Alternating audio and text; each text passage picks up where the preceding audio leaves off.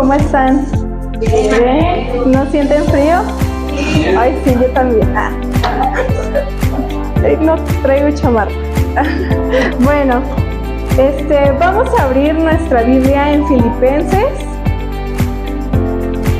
Filipenses 2, versículo 16.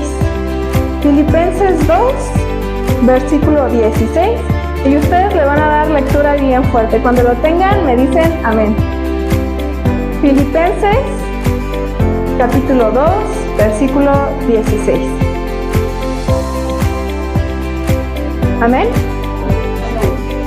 Bueno, le van a dar ustedes lectura a la cuenta de 3. 1, 2, 3. Así lo de la palabra de vida para que el día de Cristo yo pueda gloriarme, porque no he podido trabajar y en vano he trabajado.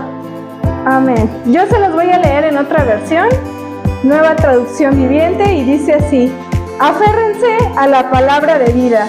Entonces, el día que Cristo vuelva, me sentiré orgulloso de no haber corrido la carrera en vano y de que mi trabajo no fue inútil. Vamos a orar, cierren sus ojos. Señor, en esta hora te doy gracias porque tú eres bueno, eres fiel.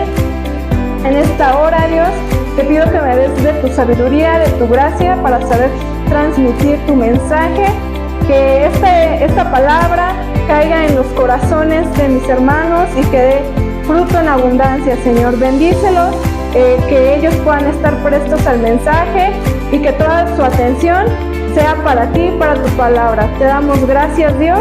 Amén. Bueno, en esta parte de la escritura que acabamos de leer, el apóstol Pablo está haciendo referencia, en la última parte dice, de no haber corrido la carrera en vano y de que mi trabajo no haya sido inútil. Vamos a darle un poquito de contexto histórico a este texto, porque Pablo hablaba sobre una carrera. Y no sé si ustedes sepan o han visto los Juegos Olímpicos alguna vez. ¿Sí? ¿Qué actividades hay o se presentan en los Juegos Olímpicos? Fútbol, atletismo, natación, lanzamiento, natación, ¿qué más? Tiro con arco. Hay diferentes tipos de actividades que se realizan en los Juegos Olímpicos.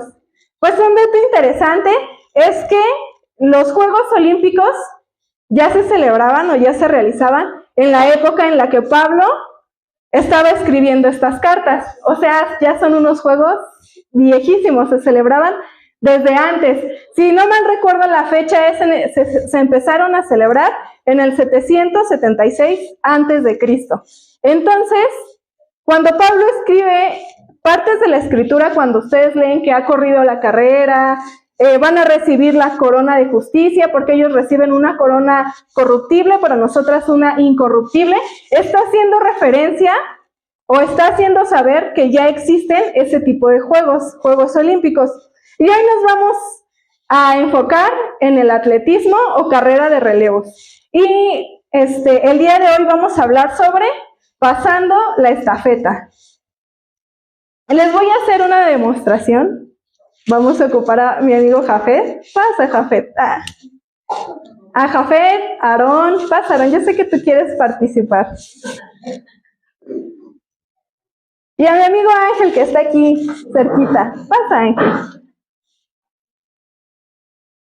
La estafeta. No sé si ustedes han visto. Jafet, ¿estás bien ahí? Aaroncito, ¿te puedes poner aquí? Y Ángel de este lado. En la carrera de atletismo o en la carrera de relevos se necesitan por lo menos 3 o 4 participantes. Hay algo muy importante que a lo mejor nosotros no lo tomamos en cuenta, y es este palito de aquí. Este palito de aquí se llama estafeta o testimonio. ¿Cómo se llama? Estafeta o testimonio. Cuando los participantes corren, se lo tienen que pasar al siguiente. Y el siguiente se lo tiene que pasar al siguiente, y el siguiente se lo tiene que pasar al siguiente, y el siguiente, pues ya el que va a llegar hasta la meta. Muchas gracias. La carrera de relevos es muy importante porque se trabaja en equipos, y la estafeta o testimonio es algo que todos los corredores tienen que llevar. Si ninguno de ellos o a alguno se le cae, tiene que regresar por la estafeta o testimonio, pero debe de tener mucho cuidado porque van otros equipos a los laterales. Esa persona tiene que ir sin ser estorbo a los que van al lado. Ahora, así como Pablo explica el Evangelio y dice que él espera que su trabajo no ha sido en vano, yo les voy a explicar cómo es que la vida del cristiano se trata de ir pasando la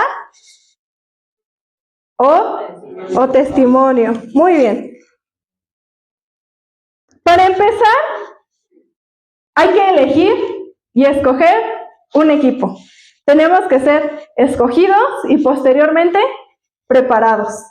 Yo ya hace tiempo que no hacía ejercicio y volví a hacer ejercicio y ¡ay, el calambre, ¿no? Desde aquí. Ellos tienen que empezar a entrenar, tienen que empezar a estirarse para que a la hora de la carrera no les vaya a dar calambres. Y si ha pasado que les da calambres, o no sé, yo he visto que van corriendo y ay, luego así van con el calambre, siguen adelante. Entonces, los corredores tienen que ser escogidos y tienen que ser preparados. También tenemos que trabajar en equipo. Si uno solo decide agarrar el testimonio o estafeta y correr, desde el principio hasta el final, aunque lleve la estafeta, no se la van a hacer válida porque tienen que trabajar en equipo. Tienen que pasar la estafeta a cada uno de ellos.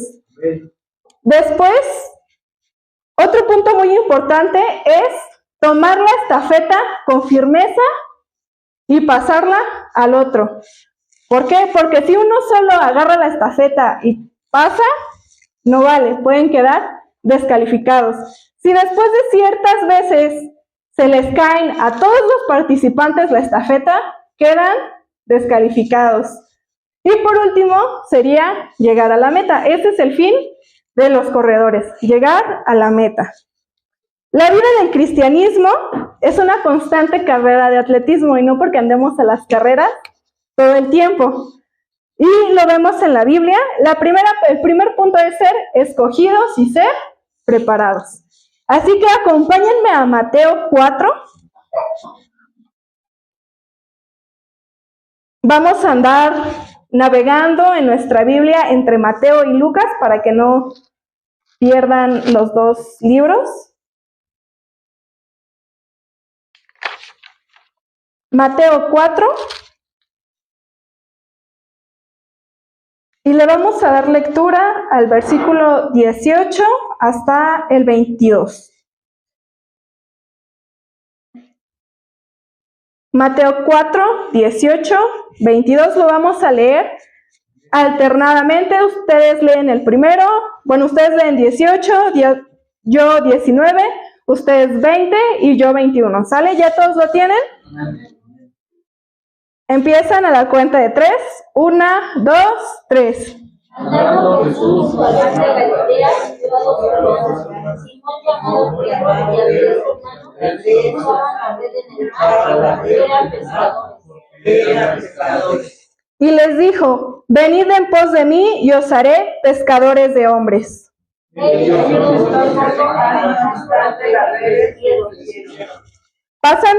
Pasando de allí, vio a otros dos hermanos, Jacobo, hijo de Zebedeo, y Juan, su hermano, en la barca con Zebedeo, su padre, que remendaban sus redes, y los llamó. Y ellos, dejando al instante la barca, Jesús los vio y los escogió. Y me encanta el versículo 20 que dice: y ellos al instante, dejando las redes, le siguieron.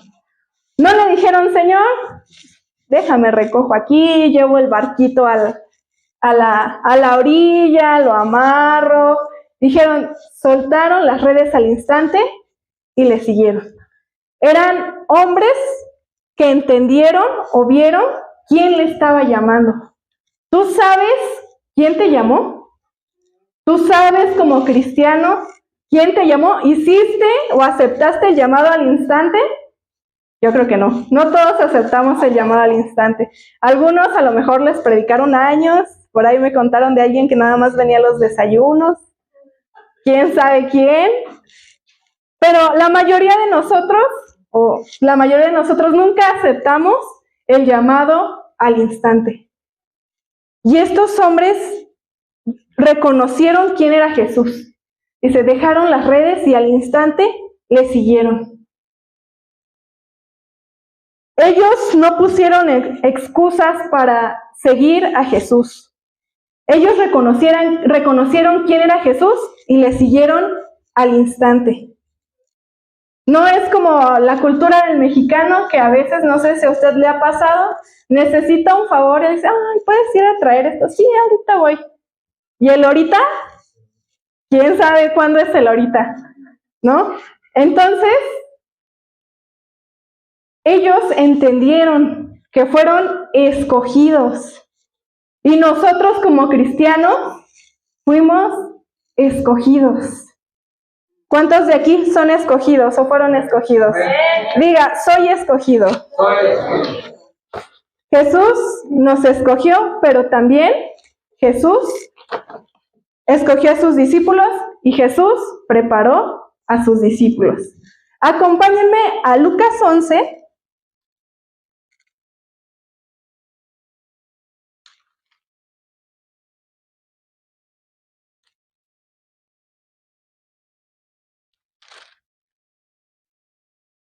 Lucas 11, y le vamos a dar igual lectura del 1 al 4, lo vamos a leer alternadamente. Lucas 11, del 1 al 4. Empezaré leyendo yo el primer versículo y ustedes el segundo, y así nos vamos. Lucas 11, del 1 al 4. ¿Ya todos están ahí? Ok, dice así. Aconteció que estaba Jesús orando en un lugar y cuando terminó, uno de sus discípulos le dijo, Señor, enséñanos a orar como también Juan enseñó a sus discípulos. Les dijo, como debes decir, Padre nuestro que estás en los cielos, santificado sea tu nombre, venga tu reino, hágase tu voluntad como en el cielo, así también en la tierra. El pan nuestro de cada día, dánoslo hoy. Perdona nuestros pecados, porque también nosotros perdonamos a todos los que nos deben. No nos metas en tentación. Ok, aquí encontramos, dice, uno de sus discípulos se acercó y le dijo, Señor, enséñanos a orar.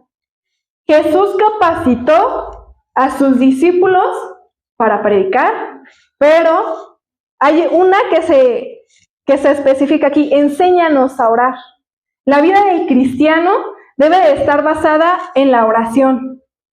Y cuando nosotros leemos esta parte de la Escritura, a lo mejor ellos oraban, sentían huecos en su oración y a lo mejor habían oído y habían visto cómo Jesús oraba. Y ellos decían, enséñanos a orar, queremos orar como tú, enséñanos.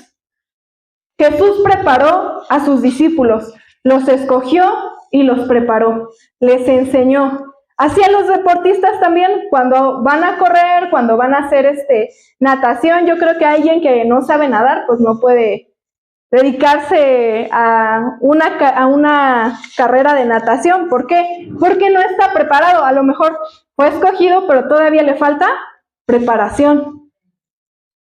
Tienen que aprender a flotar, tienen que aprender a, ¿qué más? A hacerle así, no sé, a patear, a aguantar la respiración. O sea, alguien que no es preparado todavía no es apto para la carrera.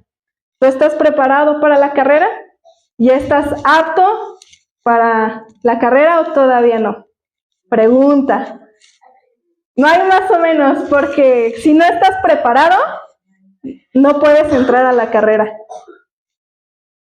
Y lo vemos aquí igual en la iglesia. Cuando uno apenas empieza, le enseñan, entra a los discipulados.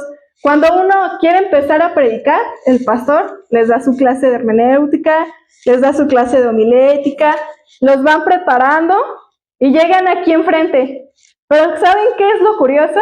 Que cuando estamos aquí enfrente no nos sentimos preparados para poder dar el mensaje. A pesar de que ya hayamos leído la Biblia, a pesar de que ya hayamos tomado el curso, nos paramos aquí, y hasta sentimos así como que todavía el retortijón en la pancita. Pero ya fuimos escogidos, fuimos preparados, y por eso es que Dios vio gracia en nosotros y nos permite estar aquí. Entonces, hermano, sigue preparándote, porque yo no sé si vas a estar aquí, si vas a estar en la alabanza, vas a estar en la danza, igual las chicas de danza, que se tienen que aprender sus textos y sus patrones. Alguien que no sabe los patrones, no sabe tocar el pandero, no puede pasar aquí, porque tienen que seguir una rutina o tienen que seguir pues algunos pasos establecidos. Así que nosotros como cristianos fuimos escogidos y tenemos que ser preparados. Juan les enseñó a sus discípulos a orar, y aquí no dice qué discípulo le dijo a Jesús, enséñanos a orar. Nosotros hemos visto que Juan le enseñó a orar a sus discípulos. Ahora queremos que tú nos enseñes a orar. Vean qué gran privilegio de los discípulos, ¿no? Ver a Jesús orar, ver a Jesús enseñar, el maestro de maestros, ¿no? Enséñanos, queremos ser como tú, orar como tú. Qué sorprendente o qué maravilloso tuvo que haber sido aprender directamente de Jesús. Que Él nos enseñara a orar, que Él nos enseñara a escudriñar las Escrituras. Qué privilegio vivieron estos hombres.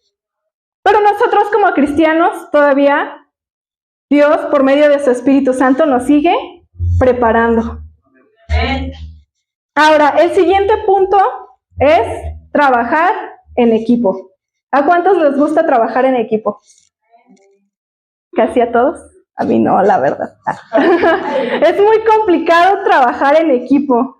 ¿Por qué? Porque tenemos diferentes temperamentos, diferentes caracteres, diferentes gustos, y cuando alguien no está de acuerdo a veces se crean muchos conflictos.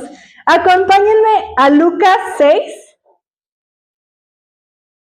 Regresemos tantito a Lucas 6.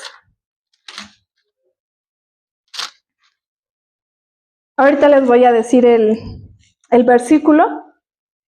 Lucas 6. Jesús tenía un equipo. ¿De cuántas personas era el equipo de Jesús? 12. ¿Se saben el nombre de los 12? Vamos a Lucas 6. Lucas 6, versículo 12.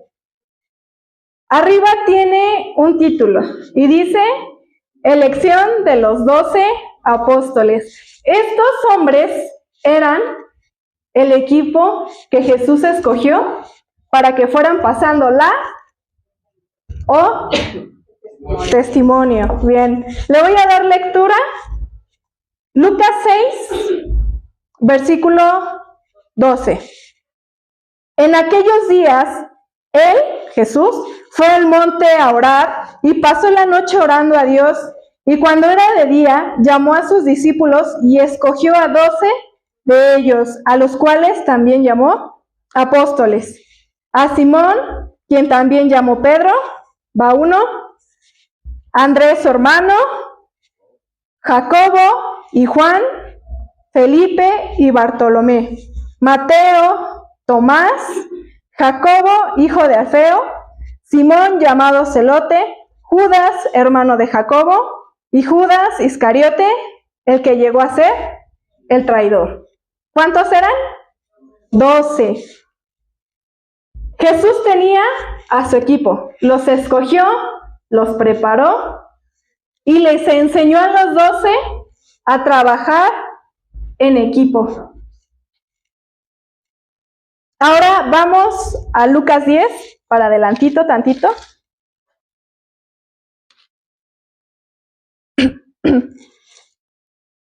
Lucas 10.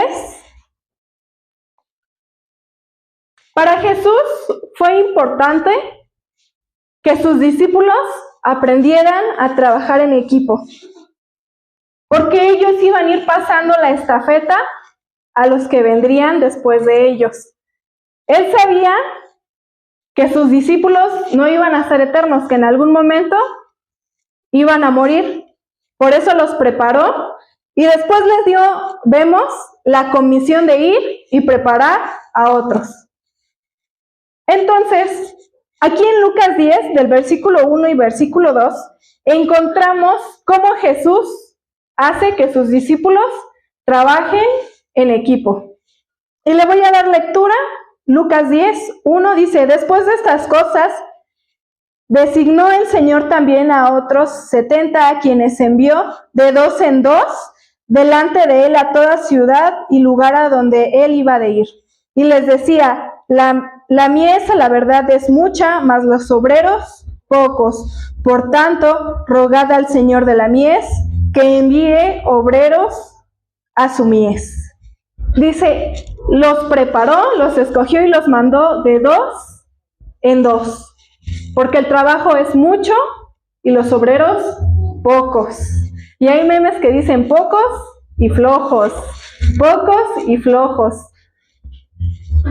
Trabajar en equipo es bien complicado. Yo no sé cómo se la pasaban viajando todos los 13 y que no se pelearan. Yo me imagino que ellos en algún momento tuvieron sus roces, que no, pues ya me agarró mi capa, no, pues que es mi capa, se puso mis guaraches, le huelen los pies, no sé, o sea, yo me imagino que también dentro de ellos tuvieron discusiones, dentro de ellos hubo conflictos, pero el Señor les mostró que a pesar de en medio de las dificultades o en medio de las diferencias que tengamos entre nosotros, se puede trabajar en equipo. Y el cristiano tiene que aprender a trabajar en equipo. Cuando se realizan ciertas actividades en la iglesia, no los pastores van a realizar todo, hay que trabajar todos juntos en equipo. En las escuelitas bíblicas me encanta cómo nos organizamos. Las hermanas de la cocina a la cocina, las maestras a sus clases, y entre las maestras nos organizamos. No, pues yo doy la clase. No, pues yo hago la manualidad. Pues yo enseño el texto, ¿no? O a lo mejor no quieren y ya les tocó. Pero el chiste es trabajar en equipo y hacer que la obra del Señor crezca. Y es que esa es parte del trabajo que nos envió Jesús. Ustedes vayan y hagan discípulos. Y nosotros cuando trabajamos con los niños o hacemos las escuelitas, es lo que estamos haciendo. Discípulos chiquitos. Y a lo mejor cuando crezcan, esa semilla que está en su corazón, los van a hacer recordar, yo me acuerdo que cuando estaba niño, me llevaban a una escuelita, ¿no? La semilla se va a quedar guardada en su corazón. Ningún trabajo del Señor es en vano. Y entre los discípulos, sí hubo discusión, sí hubo conflicto, así que acompáñame a Lucas 22.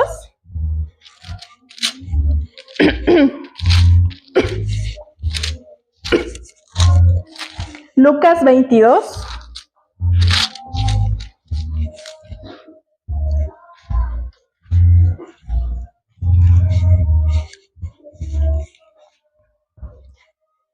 Versículo 24 al 27.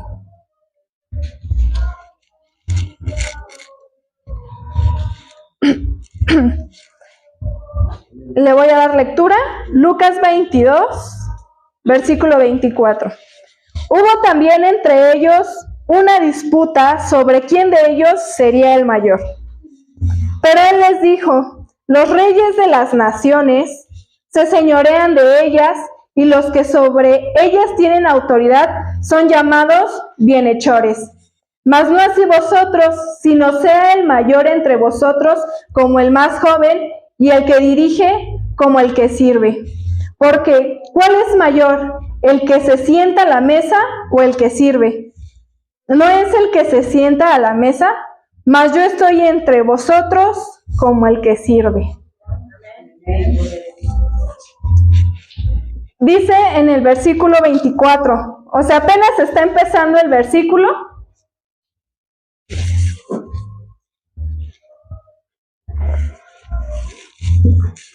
Apenas está empezando el versículo. Y dice, hubo también entre ellos una disputa, una discusión. Estaban peleando quién de ellos sería el mayor. Imagínense ahorita que no están los pastores, que no está el pastor ni la pastora. Y de repente estamos aquí entre todos nosotros y a ver quién se va a quedar a cargo de la iglesia que no están los pastores. Y de repente se levanta, no sé, alguien. No, pues yo porque soy el que más tiempo llevo aquí en la congregación. Yo voy a estar aquí enfrente de la iglesia. Pero de repente se levanta el más joven y dice, no, hermano, pues usted ya casi va de salida. Yo porque, pues yo todavía tengo toda una vida por delante y yo puedo. No, pues yo porque soy el más inteligente. No, yo puedo servir. Soy el más inteligente y yo me debo de quedar enfrente de la iglesia.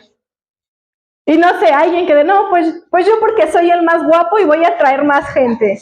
No, se me ocurre. Estaban disputando ellos. ¿Quién de ellos sería el más grande? ¿Quién de ellos sería? Y entonces dice Jesús en el versículo 27, ¿quién es mayor, el que está a la mesa o el que sirve? Pero dice, yo estoy como el que sirve. Yo que soy Dios, yo que por mí fueron creadas las cosas y por mí subsisten las cosas, estoy como el que sirve. Así ustedes también. Yo que soy el Dios hecho carne, estoy sirviéndoles.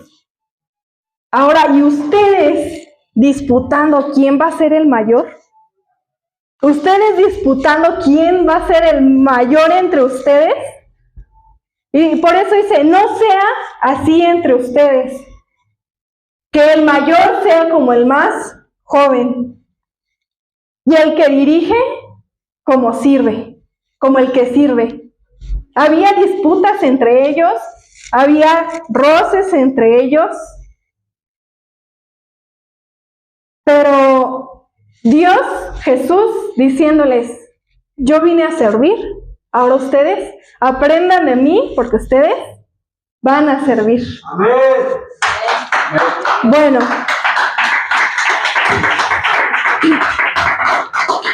ya tenemos 2 puntos para una carrera. Fuimos escogidos y preparados. Y después tuvimos que aprender a trabajar en equipo. Aunque no nos guste trabajar en equipo, tenemos que aprender a trabajar en equipo. Y la parte más importante de esto es tomar con firmeza la estafeta o testimonio. ¿Y pasarlo a quién? A la siguiente, a la persona siguiente. A mí me daba mucha curiosidad, porque, o sea, estafeta, pues yo digo, pues es la estafeta, ¿no? O sea, la pasamos. Pero yo decía, ¿por qué también se le llama testimonio? ¿No les da curiosidad por qué también le llaman testimonio? Yo cuando lo estaba investigando decía, ¿pero por qué testimonio? Le llaman testimonio porque este objeto, bueno, este no es, ¿no? Pero es un ejemplo. El objeto simboliza la acción de dar fe o la certeza de que el siguiente corredor ha tomado el relevo. Esto está diciendo que cuando yo te lo paso, yo ya no me voy a hacer cargo del testimonio y que vaya a llegar a la meta, sino el siguiente va a ser el responsable de llevar la estafeta o el testimonio. Y yo lo veo bien claro. No sé si ustedes con la definición lo acaban de ver. Esto trae el testimonio de Jesús. Amén. Nosotros como cristianos adultos somos los encargados de llevar y pasarle el testimonio a los siguientes, a los jóvenes y a los niños. ¿Tú como cristiano estás siendo preparado para llevar la estafeta o el testimonio a la siguiente generación? Hace 15 días, 20 días que fue el Congreso de Jóvenes, el predicador decía, a nosotros nos van a pasar la estafeta. Y yo decía, ¿y a los que nos van a pasar la estafeta realmente estamos preparados para recibirla? Porque es trabajo en equipo, no solo se trata de mí que te voy a pasar la estafeta, sino de los otros que van a recibir la estafeta. Es trabajo en equipo. ¿Están preparados los que van a entregar la palabra de Dios y están preparados los otros que van a recibir la palabra de Dios? ¿O seguimos distrayéndonos con las cosas de este mundo? Nuestro testimonio es nuestra Biblia, la palabra de Dios. En la palabra de Dios está nuestra fe, es la que simboliza, la que da la acción y la certeza del testimonio de Jesús. ¿Estás preparado para pasarla a la siguiente persona? Digo, ya no te digo, estás preparado para recibirla porque tú ya estás aquí. ¿A alguien más? ¿A tus hijos? ¿A tus amigos? ¿Primos, hermanos, conocidos? ¿Están preparados ustedes para llevar el testimonio a las otras personas? ¿O siguen sin estar preparados? Y, ay, Señor, es que me da pena. Me da vergüenza compartir el Evangelio. Es que a mí no me sale, no, pues es que no es que a ti te salga. El Espíritu Santo te va a dar palabras para que puedas compartirle a los demás. ¿Estás preparado para entregarle a alguien más la estafeta? ¿A alguien más el testimonio? ¿A quién se la vamos a pasar? ¿A quién le vamos a pasar la estafeta o el testimonio? Si no tenemos a veces la certeza de nuestra fe, si a veces dudamos de quién es Dios, entramos a la dificultad y de repente llegan las deudas. Empezamos a tronarnos los dedos. Híjole, tengo este gasto, el otro, el pago de la luz, el pago del agua, el pago del internet. Me saqué el iPhone 17 y ahora lo saqué a 30 años con intereses. Y se nos empiezan a juntar las cosas y empezamos a sentirnos hasta acá de deudas. ¿Y qué hacemos? Pues le debo a Electra, le pido prestado a Coppel para pagarlo de Electra. ¿Dónde está la sabiduría que Dios te ha dado para manejar tus finanzas? ¿La dejaste de lado porque pusiste tu vista en las cosas materiales y no en el testimonio? De repente entramos con desánimo, y no digo que desanimarse está mal, pero quedarte en el desánimo sí está mal. No digo que no te sientas mal siendo cristiano, porque hay problemas, hay luchas, y somos seres humanos y seres que sentimos. Y de repente las malas situaciones nos dan el bajón emocional y ya no quieres hacer nada y estamos como Elías, Señor, quítame la vida, ya no aguanto.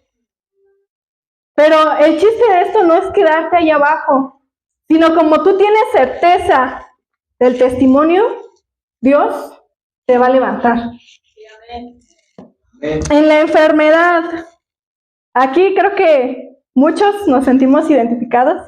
Cuando nos enfermamos, a veces yo soy de esas personas que googlea sus síntomas y de repente ya me aparece, ¿no? Cáncer de no sé qué. Y yo, ¿cómo así? Si nada más es gripa. Y yo luego googleo mis síntomas, pues a ver qué me puedo tomar, ¿no? Y luego, estos síntomas son porque tienes cáncer. Y yo, ay Dios, ¿no? Pero cuando uno está enfermo, por lo regular lo que hace es cuando más nos metemos con el Señor y le decimos a los pastores y a los hermanos, hagan cadena de oración por mí porque me voy con el Señor, ¿no? Pero es ahí donde nosotros tenemos que tomar con firmeza la estafeta o nuestro testimonio, y ya que tú lo tomes con firmeza, puedas pasarlo a otro. Algo muy interesante de las carreras de relevos es que cuando tú tomas tu estafeta o la misma estafeta, Tú corres de forma individual, estás corriendo de forma individual, pero trabajando en equipo. Y así es el Evangelio. Tu salvación es personal, pero está involucrado todo el equipo, toda la iglesia. Tienes que pasarlo al siguiente.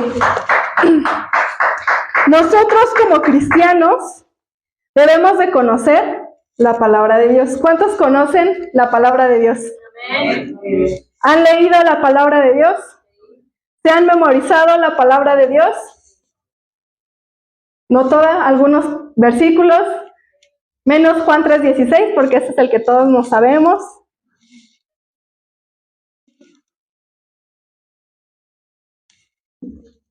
Ay, perdón, hermanos, es que con el frío se me reseca la garganta. Nosotros tenemos que aprender y memorizar la palabra de Dios. Porque la última vez que les compartía, yo les decía, les comentaba por lo menos 10 países que tenían persecución hacia los cristianos.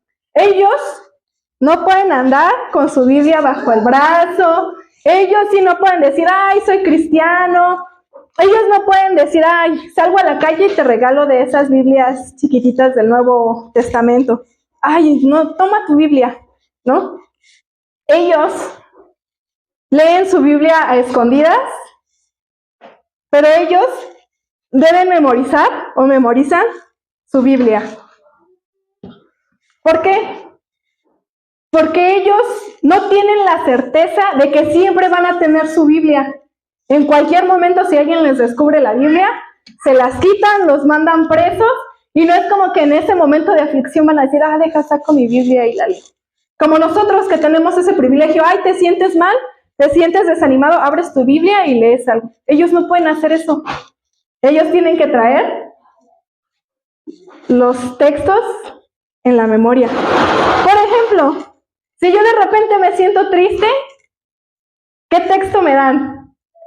Triste, no me vayan a salir con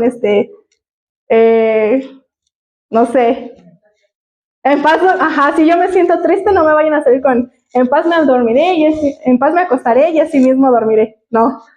Si yo me siento enojada y quiero paz, ¿qué texto? Y todos así como que, ¿qué texto? Juan 3:16 para todo, Juan 3:16 para todo. No, tenemos que memorizar nuestra Biblia.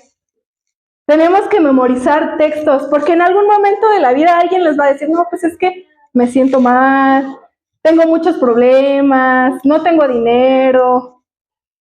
Yo creo que el de no tengo dinero sí aplica Salmo 23:1, ¿no? Que todos no sabemos, el Señor es mi pastor, nada me faltará. Pero tenemos que aprendernos textos, porque en algún momento de nuestra vida alguien va a llegar con algún problema, y es ahí donde tú puedes ir pasando la palabra y el testimonio. Que alguien acaba de fallecer, no, en tu trabajo, ¿no?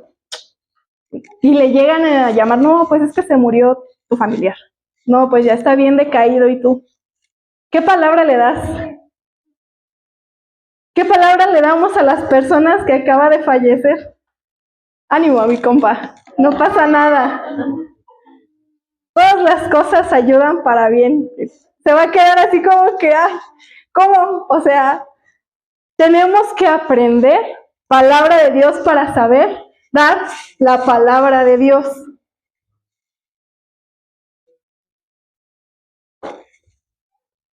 Nosotros tenemos que tomar con firmeza nuestra estafeta y nuestro testimonio. Los que tenemos ahora la estafeta, tenemos que correr hacia enfrente. Si se te llega a caer la estafeta, sí se te da la oportunidad en las carreras reales de regresar, pero no tienes que estorbarle ni al que está a tu derecha ni al que está a tu izquierda. Y lo mismo pasa con la Biblia, con el cristianismo. Cuando tú empiezas a tener duda de tu fe y en algún momento dices, no, pues es que ya no quiero nada con Cristo, pero retomas, tú tienes que procurar no ser piedra de tropiezo para el hermano, para otro. No, pues es que ya me enojé con la iglesia y le cuento al hermano y luego al otro hermano. No me parece esto y esto. Tienes que procurar no ser piedra de tropiezo para tu hermano. Así como en las carreras, tienes que evitar atravesarte en los caminos porque puedes provocar un accidente. Cuando tomas la estafeta, tienes que correr hacia adelante. Y a veces nos vamos a encontrar con los calambres. A veces nos vamos a encontrar con que de repente nos falló el tobillo y aún así tienes que seguir para adelante. En la vida del cristiano también encontramos los calambres y las torceduras de tobillo, que son los problemas, las tormentas, todas las luchas que nosotros podamos tener.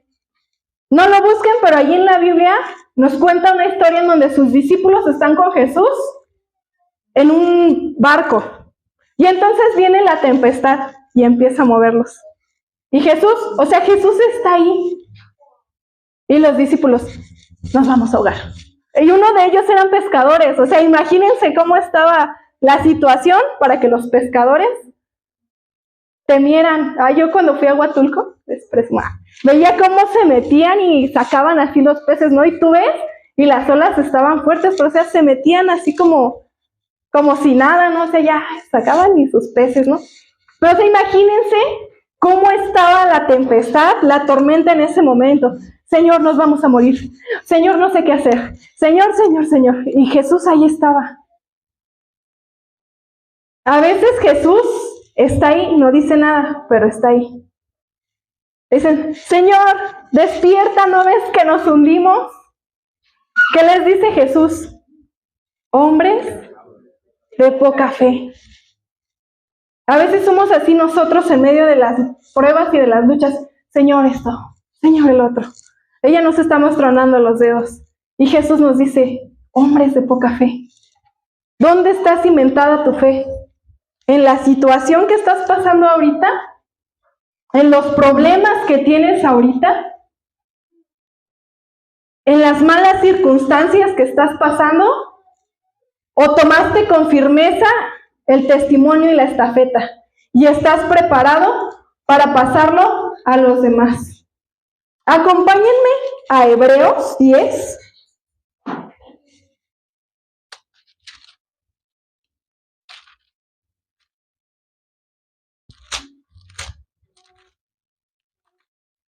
A Hebreos 10, versículo 16.